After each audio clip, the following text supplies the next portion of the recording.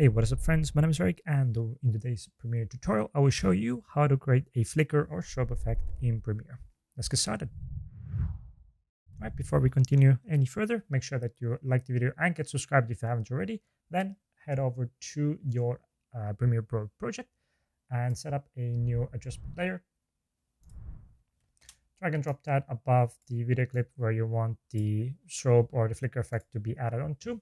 Then go to the effects tab, type in strobe, and drag and drop that onto the adjustment layer that just created. And you have a flicker effect. Now you can mess around with the settings as you'd like to get the exact desired effect. So let's have a look and mess around with the settings a little bit.